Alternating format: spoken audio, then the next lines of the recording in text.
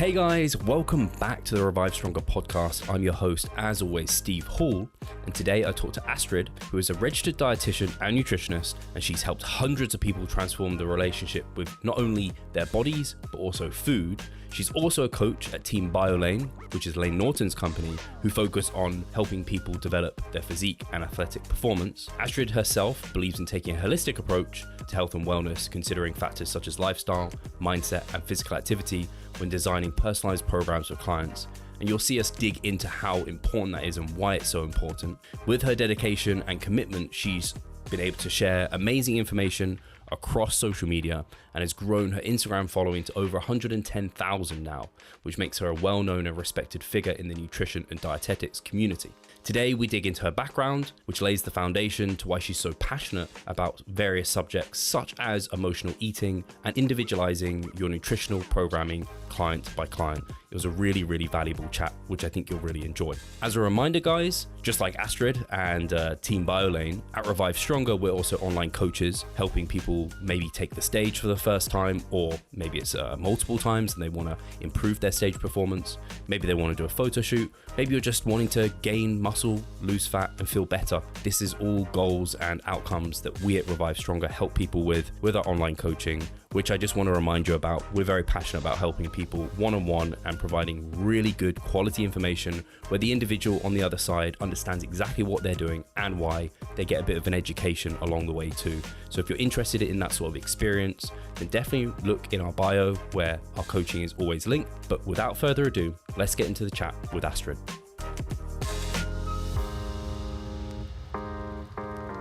Hi guys, welcome back to the Revive Stronger podcast. I'm here with Astrid and we're going to dig straight into things here, Astrid. We're going to talk about something that I learned recently about you, was that you work at a hospital. And I mean, I always really admire people that work within healthcare and within that industry and space, because I mean, people need people like you to be doing that. And I think it's mostly a very selfless driven career path for a lot of people. So along with what you do that a lot of people see over on your social media and through maybe Biolayne, what are you doing in the hospital? How are you helping people? I am a registered dietitian that works in a private hospital in a rehab setting and / mental health. So I do a little bit of both things, as there's a combination of patients coming for the section of the rehab. Mostly they are elderly patients or patients that have gone through a hip replacement, or they had a fall and they just gotten to a point that they're so deconditioned that they go to the hospital to get some physiotherapy and some exercise and slowly getting them to a much better place and they can be independent back at home.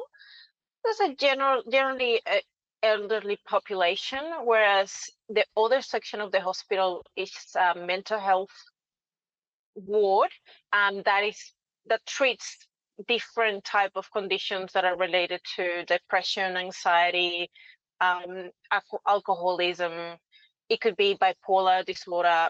Some of those mild mental health conditions that are not requiring that much attention or that much psychiatry treatment, or the dangerous conditions where people can be at high risk of experiencing or doing something weird. Now, these two sections, this one on mental health is a little bit more of a younger population. You can get 18, 19-year-old people all the way to 90s. You can get a wide range of age, whereas you'll find it in rehab. It's going to be more patients that are at a high risk of malnutrition, patients that are more likely to just be at high degree of not having a great appetite. They usually don't have issues with eating disorders, or there's none of that. It's actually the opposite. You have to force them or convince them to eat. I wish I had that soul that didn't experience any hunger, but I'm not in that camp. And there's the other area that you will just deal with different situations. So as you know, for those who experience anxiety, mental health disorders, depression, you can go either extreme with eating behaviors. So you might go all the way to have no appetite or just not even prioritize your nutrition, to all the way to just rely on eating and food to cope. And that's where there's a lot of people that struggle with binge eating disorder. It could be more like a stress eating, relying on food to just feel better. So this is a bit of a two extremes, and that's what I do in hospital for the most part. It's a 25-hour 24-hour part-time job that I do every week in the hospital, and on the side I work on my online coaching with Team Biolayne. I've been doing that for almost 3 years now, and I love it. That's awesome. Yeah, I think I was going to ask, how much time do you put towards being in the hospital versus like your online coaching side of things? Because like it's hard to manage like both, especially as we're talking off air. You've got a lot of projects going on this like one side. I guess, has any part of you been tempted to kind of leave the hospital side and just go fully onto online? Or is there part of you that's like, hey, actually, I get a lot of just like personal growth and just good feels from being in the hospital. I wouldn't want to ever give that up. It is a really good question, because I've thought about it. I could just go online and just do everything that I do with Team Biolayne and my social media. That fills me up a lot in terms of like professionally and everything that I am so passionate about. The only thing that has kept me in the hospital has been mostly the extra challenge that I get at the level of the clinical nutrition, that I would probably get that much exposure with the online clients. For example, I do see a lot of malnutrition. Sometimes I get patients that are way more complex than just not wanting to eat.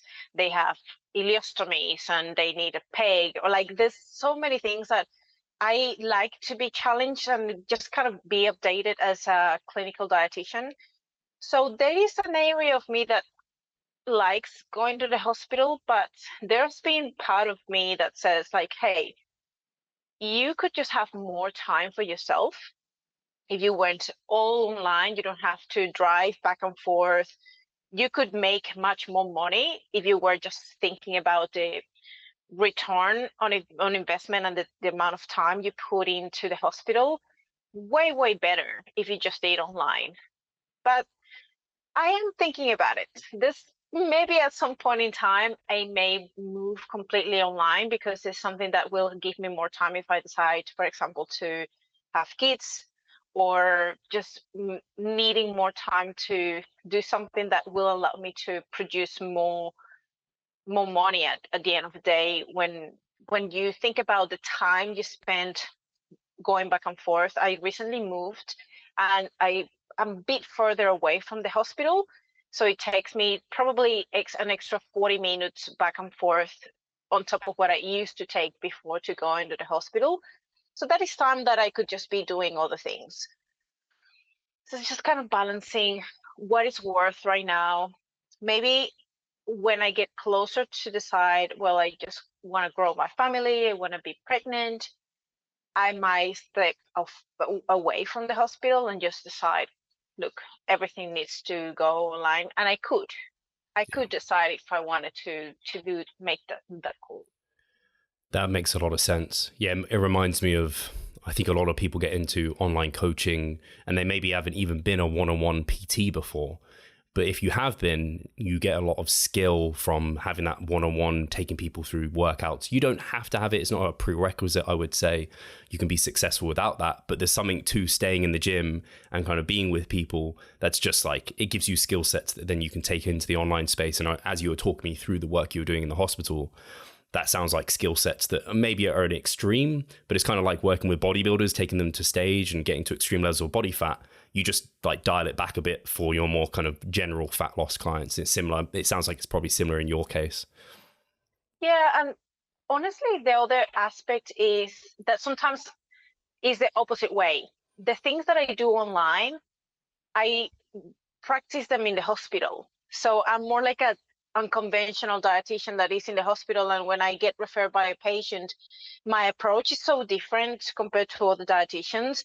When I get referred by a patient that needs education on weight loss because they are overweight and they have issues in their hips or in their knees and they have to lose weight, my approach is so different because I'm just not doing a normal dieting history.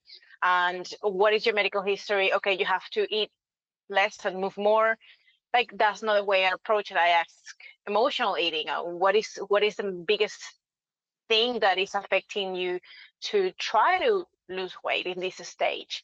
And sort of like trying to give them actual and practical things that they can do in the real life once they get discharged from the hospital, which is completely different from what I see in the actual practice of other dietitians, that they will just print out a resource that you can get online. And yeah, this is just a plate, you have to eat a little bit less, portion control, eat more protein, and yeah, exercise. Okay, great. How practical is that for someone that likely there's nothing to do with it? There's probably the more the emotional eating aspect, or they have no clue how to make it more practical for them in terms of what else can I eat that is not this. If I get referred by a patient that has type 2 diabetes, they always get told the same things. This is the list of carbohydrates you shouldn't be eating, and these ones are the ones that you should be eating. Go and have fun. It's like, it's a different approach. So I think it's worked the other way around. I think there's our skill sets that I am taking from the hospital all the way across to my online practice. But on the other hand, the things that I am doing in the online space gets completely taken into the hospital setting and is putting a different angle and a different approach to the normal traditional nutrition approach. So it's interesting because when I hear the patients giving me that feedback, like, oh, I've never been given such a practical advice. First time in my life I've spoken to a dietitian that is not telling me that I have to do this or I have to do that. Like, I love, like, they ask me if I do like private practice or like I can take them with them. Like, no, in hospital I can't do that. But it's to the point that you feel like you're doing the right thing and you're putting something out there in the hospital that hasn't been practiced as often as other dietitians should. So I feel like I'm a bit of a rebel, or as I said, maybe an unconventional dietitian. Yeah, for sure. No, that sounds really good. And it actually makes me think about, unfortunately, a probably large chunk of the online coaching space where it's like very cookie cutter, follow this plan. They just print you off like a PDF and you follow this workout for like, months on end. They don't put themselves in your shoes. They don't have empathy for your situation. They don't ask questions about what's going on and why you have certain goals and why you're struggling for certain things. And I love that you have that approach because I feel very similarly in how I approach kind of online coaching with my people, where I'm like, hey, I need to put myself in their shoes because I can't expect them to eat, 4 meals a day if they're unable to kind of get those in or what have you. Or I imagine there's even coaches that don't even know their clients' preferences in terms of, hey, are they vegetarian? Are they vegan? Like, what's here? Or like you said, emotional eating, which is something we're definitely going to dig into. But before we do, a question I wanted to ask you, Astrid, is a bit about your background. What led you down the path to become a registered dietitian versus like other career opportunities? What kind of got you interested initially in that? I started my fitness journey when I was 12 years old. And as weird as it sounds, it was probably from me expecting or just feeling like at 12 years old, feeling like I was eating the world, I was doing everything right, and I wasn't. So just walking on the street, 12-year-old girl, just used to hearing compliments from people. Oh, you're so beautiful, you're so pretty. Someone randomly said, oh, you're so pretty but so fat. Like, that didn't sound right in my head. And just made me somehow seek for, okay, something is wrong with me, and I haven't probably noticed it or seen it. So that sort of just changed me in terms of, okay, I just think I need to start being more reflective into what I'm putting, what I'm eating, what I'm doing with my lifestyle. And I was 12 years old. I was not probably ready at that age to have heard that and act straight into, okay, I'm gonna go into a gym and start doing classes. And that got me into exercise and lifting. And somehow, I was 15 years old, I decided to become a group fitness teacher. So I was teaching a step class, fit combat, kickboxing. I was doing all these group fitness classes that you can ever imagine. I did all the certifications you can ever imagine: yoga, Pilates, steps, kickboxing. I did everything. So I was prepared to teach whatever class ever, and that was kind of like the first thing I started doing. And at 15 years old, I was teaching classes. I was already an instructor. And then I got in love with just eating better, looking better, and I started noticing that around me there were personal trainers and instructors that had clients, and they were giving away and giving them to their clients diet. And it was the same. I met someone that was giving the exact same diet to every person that they were working with. I'm like, this is so strange, because how can this man that is 6 foot and is probably 150 kilos can eat exactly the same that this lady that is probably 5'3" and weighs 68 kilos? Like, I can't figure this out, but something is not right. And so it's kind of started bringing me some few questions of, like, is this the right way to do things? Should we do something a bit more individualized? Maybe this person needs a bit more nutrition, a bit more calories. Like, so I had no idea. I had no clue what nutrition was at that age, in terms of what calories were, but something wasn't fitting in my brain. So I started digging a little bit deeper into nutrition. I started reading a little bit more. And even before I finished college, before university, I did a thesis on metabolism. Like, not all metabolisms are created equal. Obviously, I didn't know what I was saying, but kind of like it was on the right track in terms of, like, not every person is going to respond the same to the same diet, because we're not the same. We're different in terms of age, genetics, physical activity, lifestyles. There's so many things that define each person, that there's definitely something else that you need to know about a person before just giving them a meal plan, if you want to lose weight or gain weight, or understand even what the goal is.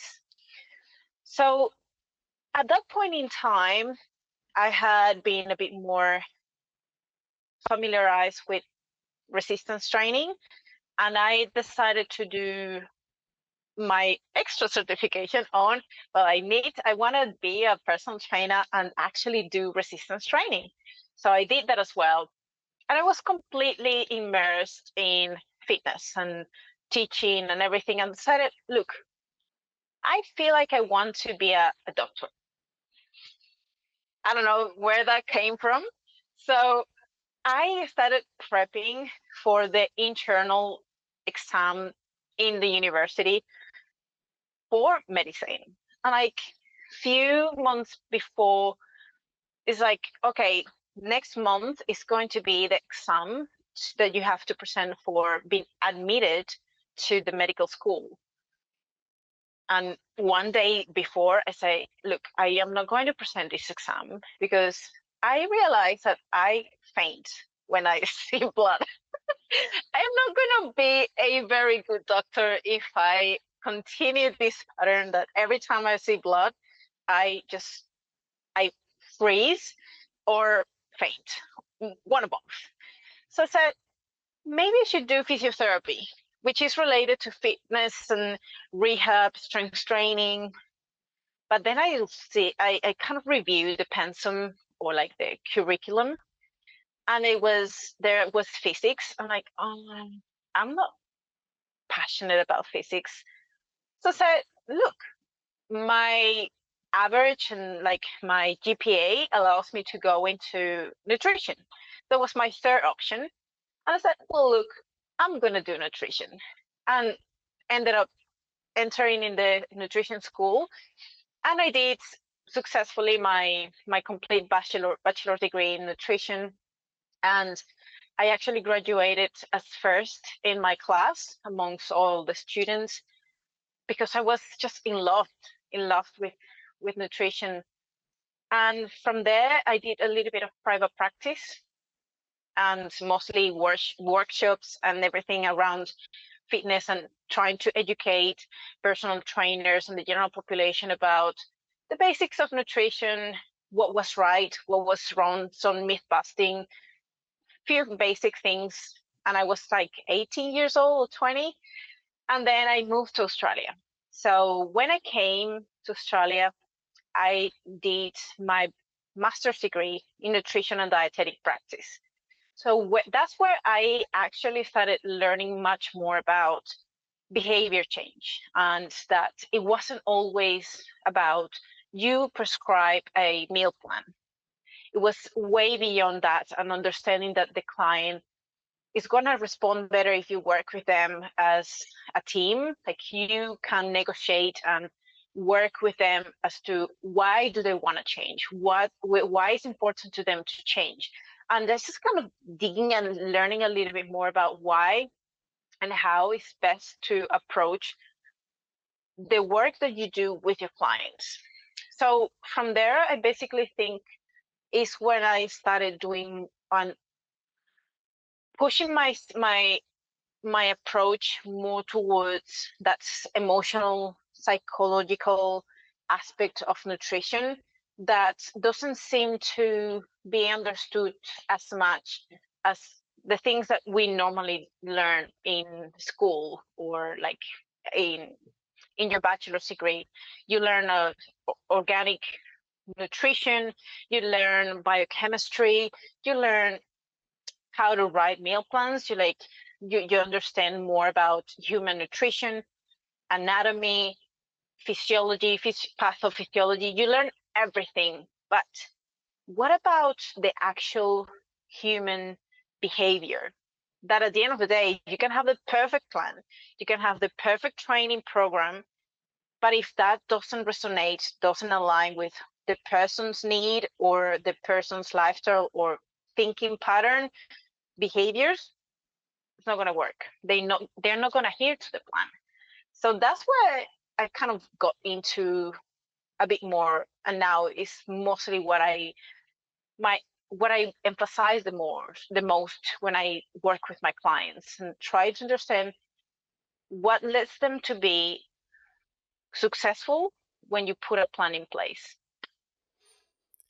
Thank you for that background. Yeah, it makes a lot of sense. I always find it interesting to hear how someone gets into it, and normally there's something when they're younger that just like sparks them in that direction. And I like hearing also the background, because it's not like you just immediately knew this is the direction you wanted to go in. You tried a bunch of different things before stumbling upon what you eventually did, which might, like for me, I wish I'd stumbled a bit sooner, but I went to university and did like a degree that was just completely not associated with what I do now, which I don't regret, because I mean, part of what happened at university is what led me in this direction in the first place. But yeah, I think some people think that they need to know exactly what they want to do from the get-go, whereas like it took you a bit of time to eventually find what you were super passionate about. And I think it is an area that isn't super well understood when people think about like obesity, and like I think a lot of people have that just very much like limited view where it's like, hey, eat less, move more, and they just remove any kind of emotional aspect or individual difference aspect between people.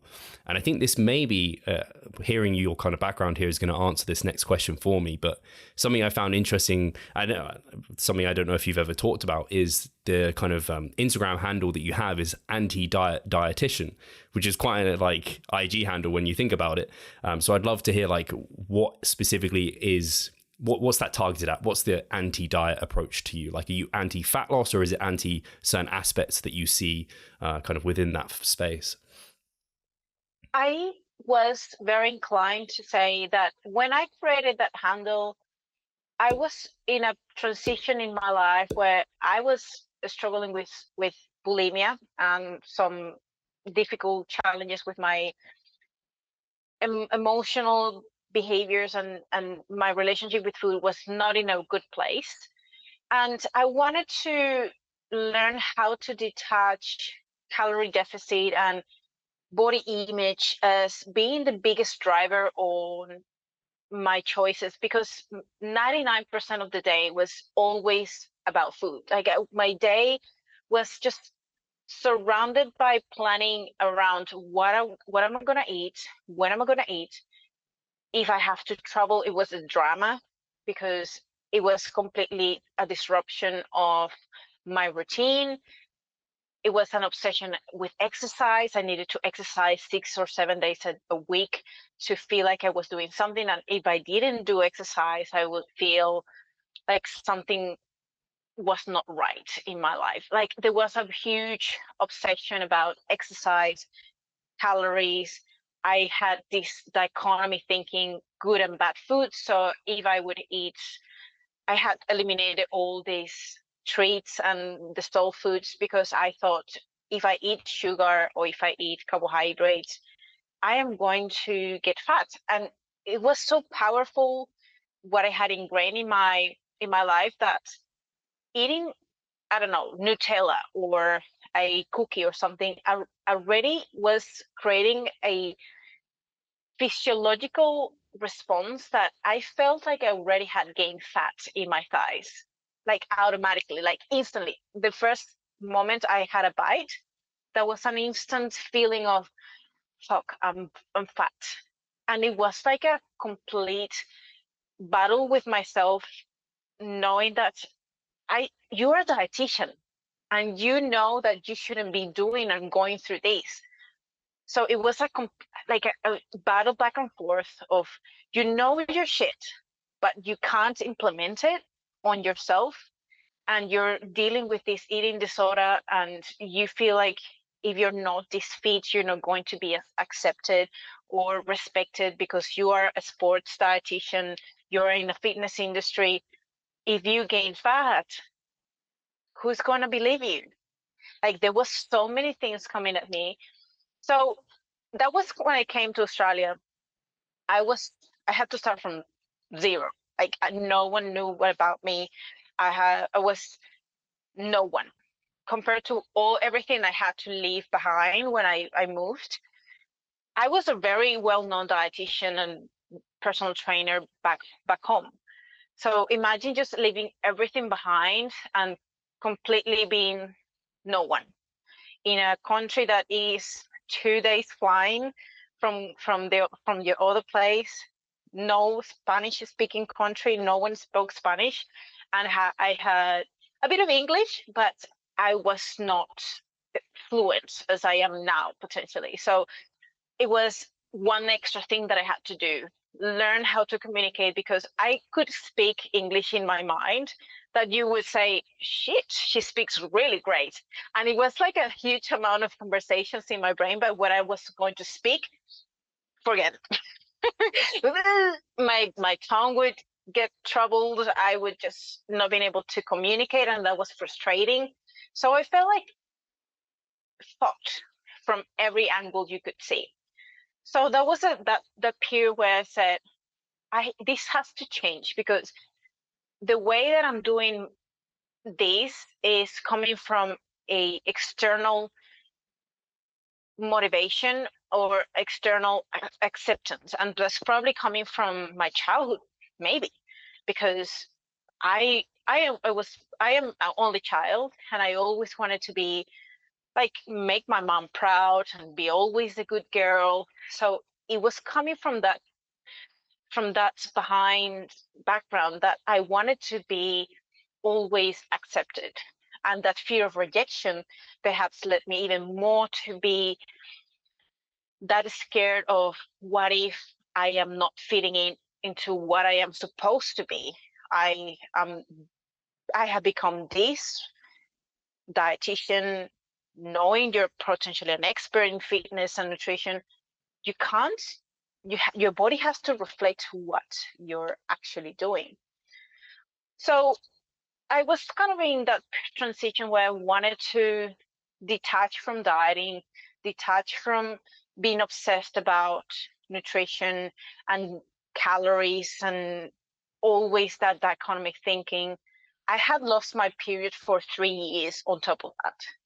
So you can imagine that there was so many angles that like I am not healthy. So I started sort of like trying to explore, what if I just allow myself to eat something that I have forgotten completely and I have prohibited myself from having for years? Like you could have asked me, have you eaten pizza? And you could say probably not in 10 years. Or McDonald's, like I have no idea what that is. So that would be to the extreme that I gotten, that I wouldn't eat any of the things that you could consider.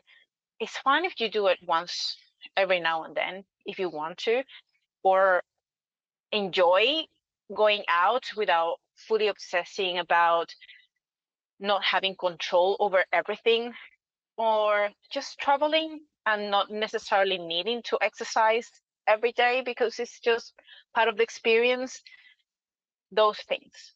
So that anti-diet dietitian was initially, I made it non-diet dietitian because I wanted to be more like, I want to move into that more body positive.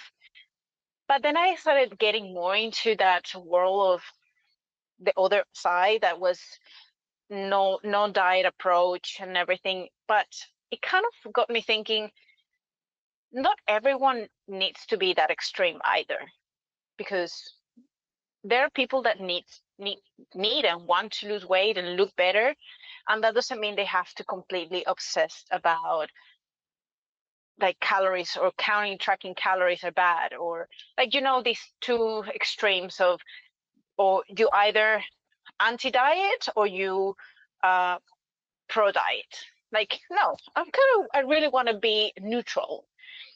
So then I started looking at how many people fail with fat loss and what makes people be into these extremes. And is that just crash dieting, just not knowing what the true approach, the sustainable approach is. So it kind of started translating into actually anti-diet dietitian could mean it's more targeted to, I don't want people to crash diet. I want people to do the sustainable approach that allows them to get to the best version of themselves and learn how to maintain it. Because there's no problem losing weight necessarily, is what happens once you finish your diet. There's no plan. There's no idea what happens now. And so then people go back to their behaviors and their whole life because they finished their diet, because they saw things that they just saw that as a diet, as just like calorie deficit. Let's suffer, let's take the weight off, and then once I achieve my weight, it's done. But no, what happens after you have lost that weight is what matters the most. But in order to do that, you want to learn that in that period where while you're losing weight, you want to know and learn the skills that you're going to implement once you finish and you reach your weight goal. Okay, I still need to use self-restraint. I still need to be mindful about my choices. I still want to exercise and keep my active lifestyle somehow to maintain my weight where I am, or even improve it by gaining more muscle.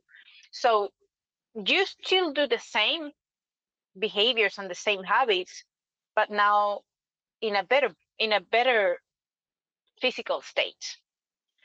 And then you continue doing that for the rest of your life. It's not just a diet. So that's where I became that's anti-diet dietitian is don't crash diet. Use a sustainable approach that's going to work for you, that's going to successfully make you be adherent, and is going to allow you to keep your dream body or your dream physique or your dream state for the rest of your life, not just for a period of time. Do you not see the progress you would like? Are you sick of writing your own programs? Or perhaps you need some accountability in order to stick with a plan? Then it's time to start working with us. We at Revive Stronger offer a truly personalized coaching service. You'll get more than just an email with some macros or random cookie cutter program. With Revive Stronger, you will be the center of our attention. You will receive your own fully individualized training protocol alongside a customized nutritional strategy. We created the coaching around your needs, wants, personal preferences, and your own unique lifestyle. Every single week, we delve into your program in order to make appropriate adjustments so that we get the most out of your time and the best possible outcome. We help both female and male athletes to seriously change their body composition by adding more muscle mass and decreasing fat tissue. No matter if you're a competitive bodybuilder or just want to look better, if you need help with your progress and taking your physique to the next level, our coaching is for you. It's time to make a change. Sign up today and let's revive stronger. Yeah, I really like that. And I like that explanation of, well, thinking about the extremes, because yeah, when you do see the complete anti-diet kind of camp where they are at that kind of full extreme, and then I don't know, I think of someone like just like out and out full extreme bodybuilders who have no sense of normal population at all and how people act, and they're just robots.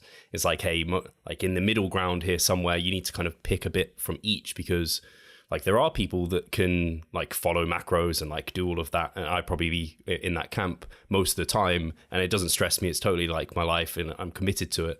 But I've got much better now at times doing like you described there, where in the past I would have been stressed out going to a restaurant and eating something that maybe they didn't even have the nutritional information online, and I have to like eyeball stuff or even not worry about tracking it. Whereas now I'm at a point where I can use this kind of dimmer switch analogy where it's like, hey, at times I need to be on like near to shows or something in a diet phase, I can be more on it. But at times where I need to be fully almost off, like a holiday or a wedding, where it's just like, hey, there's just so much food here. There's no point trying to like do all this mental math in my head. Let's just eat in a sensible manner, enjoy myself, switch off.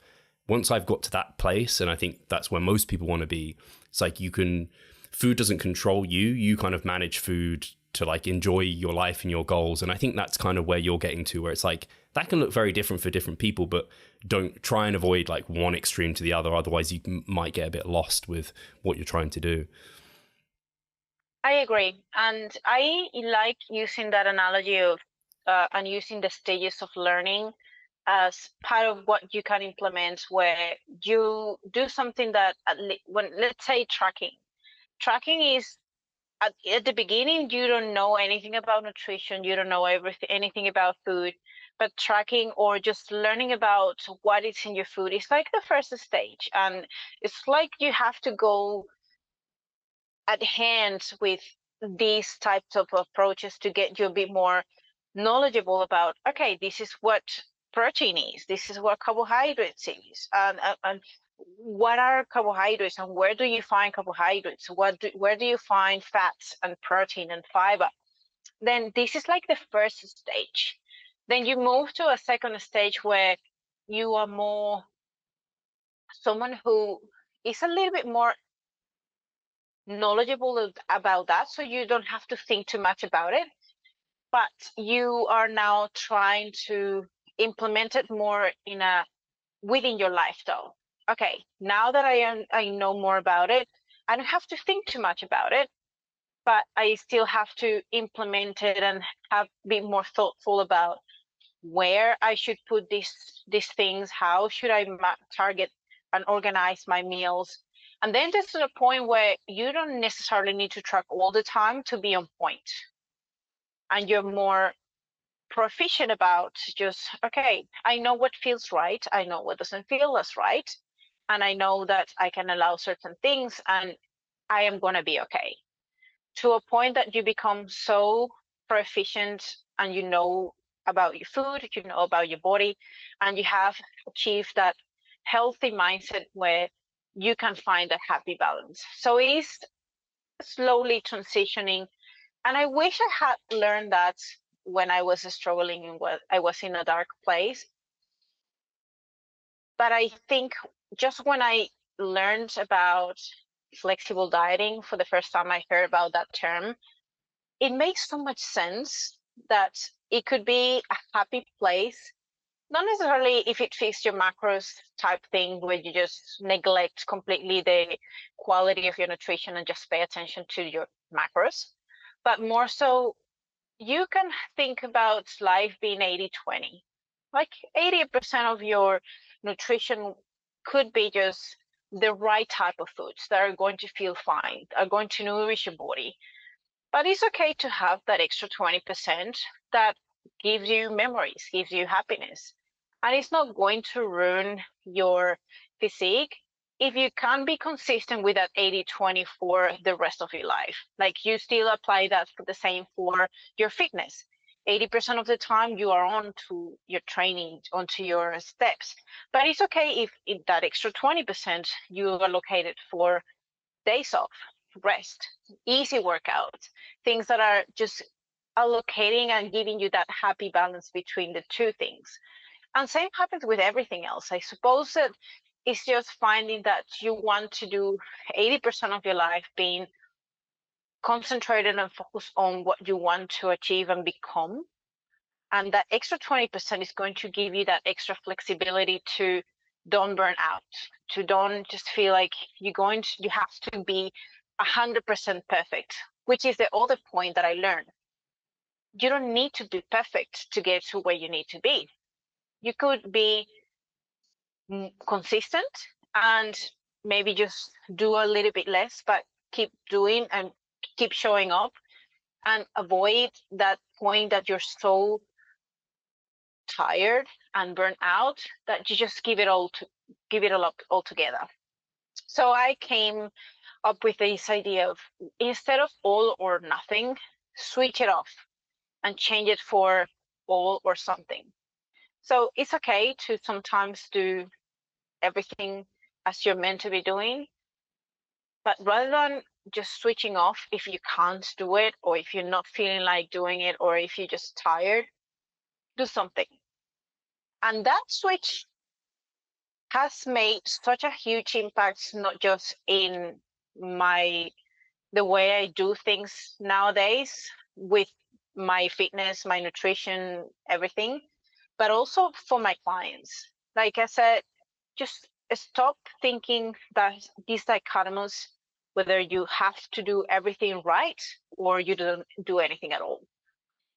If you can't do anything at all because you just can't control it, you're away, you have to travel, you have your kids, this is just a bad day, what is the next best right thing you can do?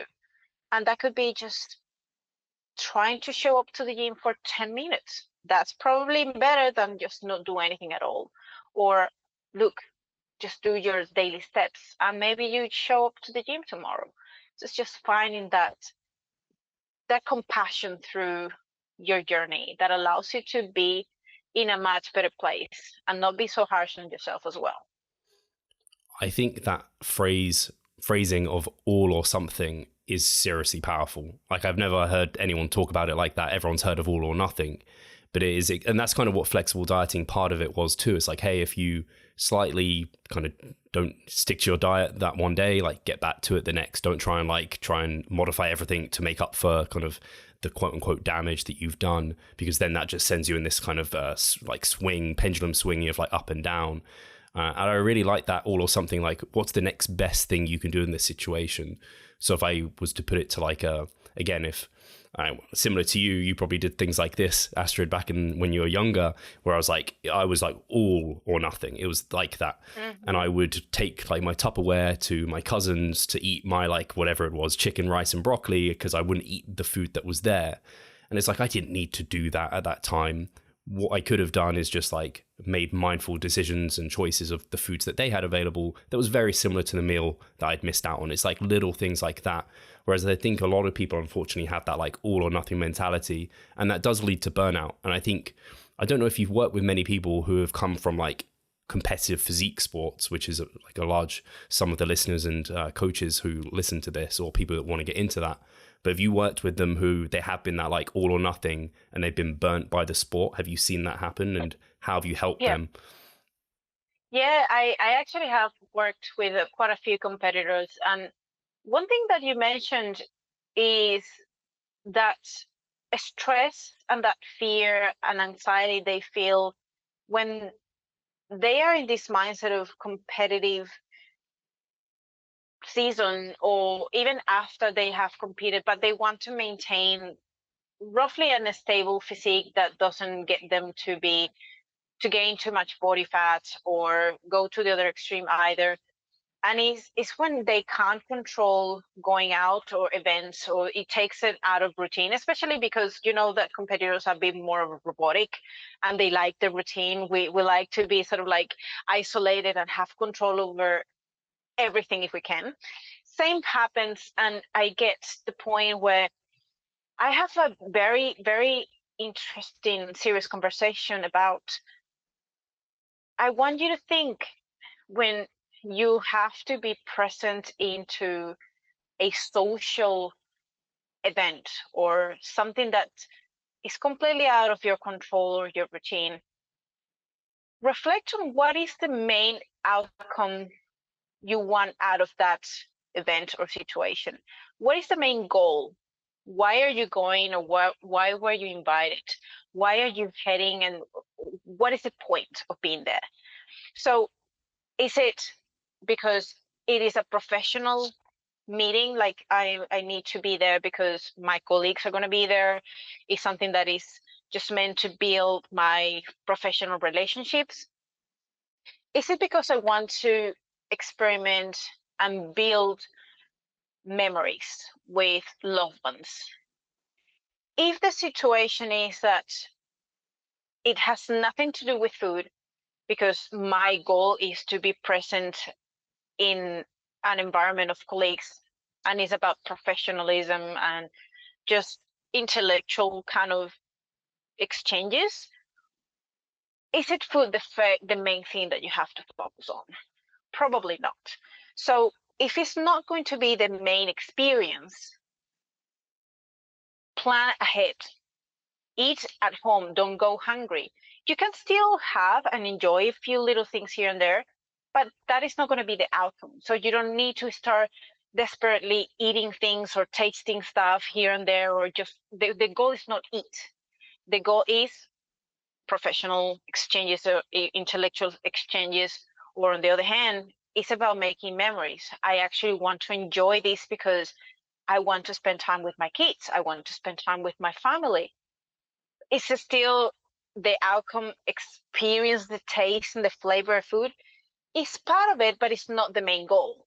So again, if you feel anxious about not knowing what you're going to be encountering in the place, what is going to be happening in that situation, go prepare and don't go starving, so you don't have to rely on your hunger, because hunger can be very, very dangerous when you're really, really hungry. So it's like you don't give a fuck to who is there, what is happening. You just need to satiate a basic need, which is hunger.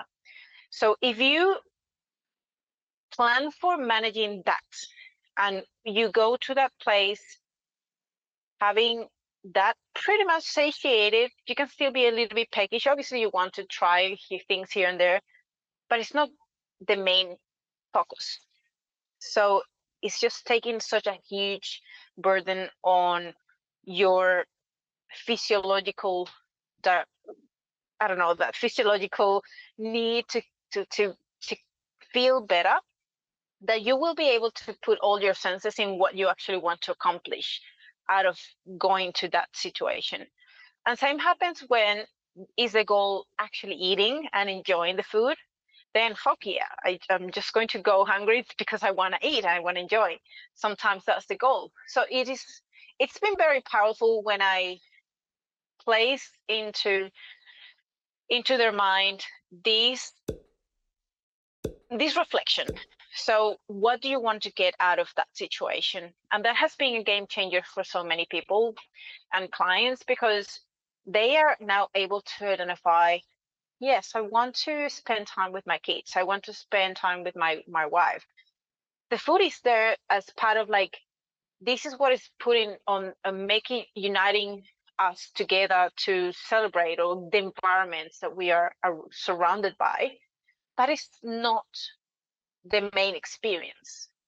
So if you're able to answer the question, what is what you want to get out of that event or that social gathering, you can get much more out of what you're going to do and have much better control over your hunger, your cravings, and be really happy because you were able to manage that in a much better situation. I think that makes a lot of sense, like really focusing on what are you trying to get out of the thing. And often it isn't the food, but people end up focusing so much on that. And I think, like you said, having that discussion with yourself beforehand, you can set yourself up for more success going into it. It makes me think of, again, a lot of bodybuilders having cheat meals and things like this, where they're like, they restrain themselves so much throughout the year or, I don't know, the week, and they need their weekly cheat meal. Whereas this flexible dieting approach that's more 80-20, you kind of enjoy a little bit of what you fancy on a more regular basis, but you can actually, where that bodybuilder might look at you and be like, oh, I'm 100% like most of the time. And they're like, well, like I'm more balanced most of the time. They probably actually are less stressed. They don't yo-yo as much. And in these sort of situations, if you have a more flexible approach and less restrained approach, like you enjoy those events more. And yeah, something I just talk to my clients about these things is either before or after. It's like, hey, what's the, like, is it worth it to you? Like, is it worth just switching off and enjoying that event? And the next day, maybe you'll be a bit heavier, but in the long run, it won't be a big deal. Or actually, is the goal short term coming, or the food there at the thing isn't worth it to you to overindulge? Like, kind of plan ahead of what you want your actions to be at the time.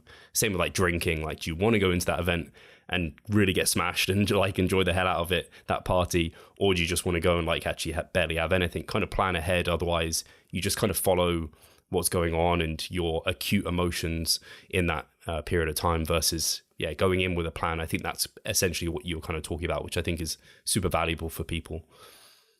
Yeah, and in addition to that, I'd say is also thinking whether whatever you choose after you are in that place, you're negotiating with yourself as to what makes most sense, what is worth to me, where I am now in terms of my goals. And if I do this, I'm going to feel good after, and I'm going to be okay with these choices. Sometimes, like if you're in a birthday party or something and you had a bit of a cake, after that you said, actually, it was worth it. I really wanted to enjoy it and I don't feel guilt about it. But if I did it because I was just so desperate, because it's been completely forbidden in my life that I couldn't ever have a piece of cake anymore, and I just ate it, and I sort of started feeling like I needed more, and you end up eating a bit more, and you don't switch off or don't think, how am I going to feel after making these decisions? Then you start regretting and feel guilt and start self-loathing, and that's where things become a little bit unhealthy, and that goes in the vicious cycle of feeling guilty. Then you punish yourself the day after, you try to cut calories or try to compensate or exercise more, and that's when it becomes a little bit more unhealthy. So if you're able to have more interoceptive awareness, much more proprioception, and understanding what is going on, and being able to on the spot have a talk with yourself and be more aware of your choices now. What do you want, how do you want to feel after that meal and tomorrow, and what is going to make sense along with what you want to accomplish long term? And that will give you much more perspective, so things can be easier when it comes to making the right decisions. I think that makes so much sense, especially taking that moment before you make an action, just to be like, hey, don't just like make this short term like decision, like think 2 steps ahead of after you've made that decision. Is that the right move for you? I think that's really powerful. And obviously you work closely with Lane Norton, Biolayne, the brand, and like he used to be a competitive bodybuilder, maybe a step on stage again. And obviously I guess they coach those sort of people. And I imagine you're doing things hopefully similar to what we're doing at Revive Stronger, quite different to kind of the general kind of physique and bodybuilding world. Is there anything you see kind of out there, or any practices that you're doing you wish would be kind of more broadly accepted? Is there anything you see the kind of bodybuilding physique world doing with their diets that you think could be managed so much better? I think we are transitioning to a better place where there is a little bit more awareness of that happy medium, happy balance, that you don't have to necessarily be 100% extreme with your diet and black or white, or just eating rice, broccoli, and chicken to achieve the physiques you need or the physiques you're wanting to achieve. So I'm happy to see that that is improving, that is moving to a much better place. And there is still people out there doing old school and being very all or nothing and very rigid with their diet and their approaches. But I think it is getting better. And same when it comes to training approaches and like the combination of how much time do you need to give yourself to be ready for a show or to be in a much better place physically. Because it's not just about, we're not just robots that just follow a meal plan and that's it. We're human beings, and there's like an emotional component that has to be taken into account when it comes to thinking about what can happen if we go to extreme. And being, again, if you're going to become, or you want to become a competitor, is being really aware of where you're at with your dieting history, with your relationship with food, and whether you are going to be in the right place that is going to take you or maintain you with a healthy relationship with your body, with yourself, or with your food after you compete, or while you're preparing to get there. And it's not going to make it worse. Because one of the things I am probably very self-aware with myself is that I remember, I haven't ever competed, but I remember being so obsessed about my physique because I really liked to look that lean and to see my abs and everything, that it become a little bit dangerous, if I'm honest. Like it become like, that's what led me to be very obsessed about eating certain foods, and it became a bit of a dark place because I was not ready. Now that I'm in a better place, I know a bit more about what is true, what isn't true, what is a better approach to do things. I could be okay getting myself into that now. But if I would have done that 7 years ago, I would have gone to a very dark place, because it would have gone back to the same Astrid that had eating disorder years and years ago. I would have still allowed myself to vomit and to restrict myself. I would have taken medications or like food, things that allow you to not absorb nutrients just to be malnourished. I would have done that, or pay the price if I needed to. So it wasn't the right place to be. So that's where I am coming from now. Like if you decide that you want to take the route of working on bodybuilding or prepping for a show, knowing yourself more in terms of where you're at right now, in terms of your relationship with yourself, your relationship with food, your relationship with your body, and whether you want to do that for what reason. Are you doing that because you want to become a better version of yourself? Or is it more because you want to look the best you have ever looked?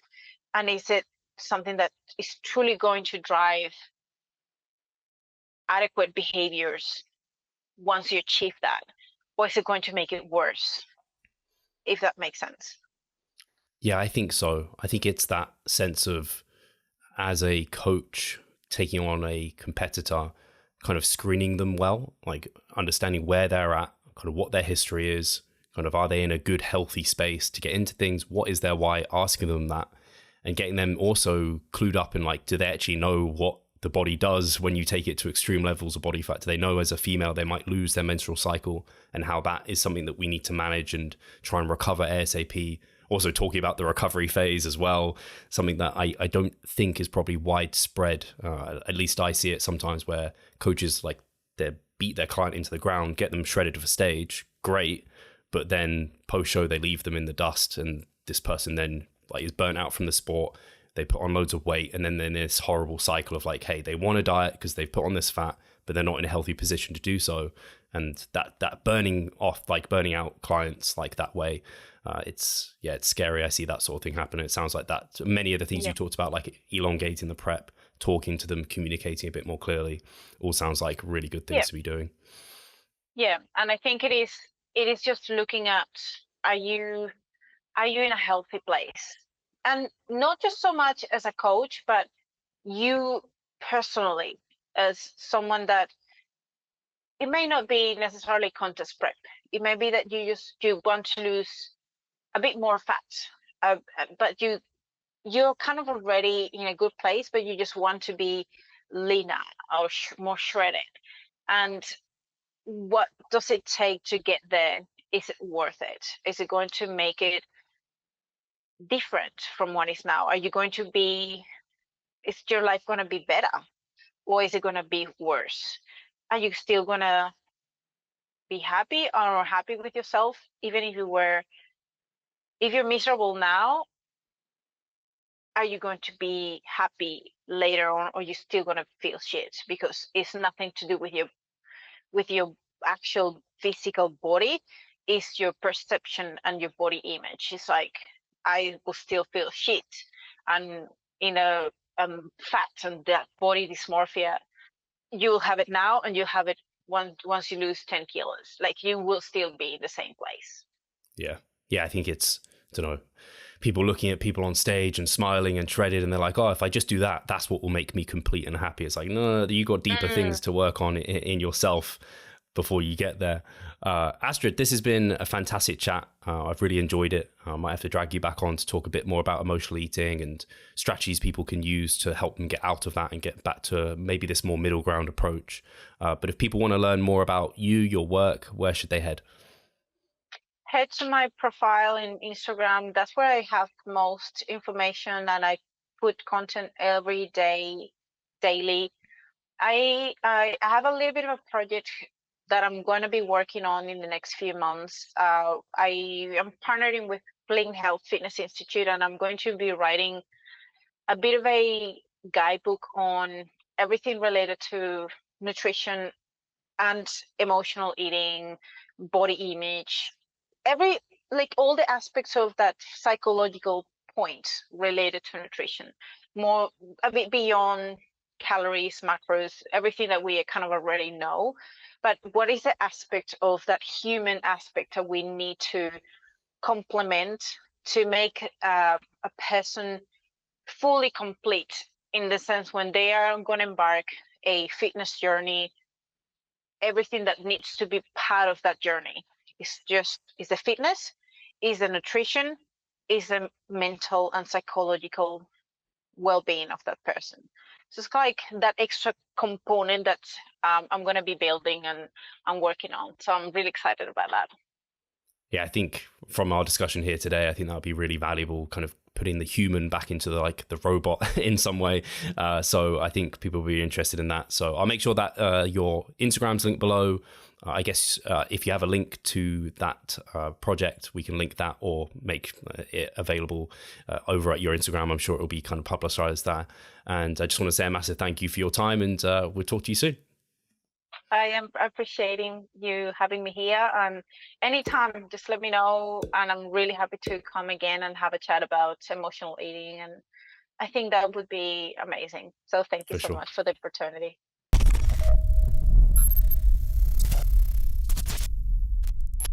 Losing weight fast while maintaining muscle mass. Sounds too good to be true, doesn't it? It isn't though. It's reality and we know how to do it, and we will help you achieve this. The Minicut Movement is an 8-week fat loss program to make you lose a huge chunk of fat while maintaining muscle mass at the same time. We will support you from the beginning to the end so that you see the results you would like to and come out of it much stronger. You'll receive a fully automated spreadsheet that is based on your nutritional needs. You can choose between 6 different male and female training templates. Over 30 videos will guide you through each and every single step of the Minicut so that you're getting the most out of your journey and that you always know what to do. But the best thing is that you can start whenever you want. The Minicut Movement is open 24/7. So if you want to learn more or you're ready to sign up, hit the link in the description below. So let's revive stronger together.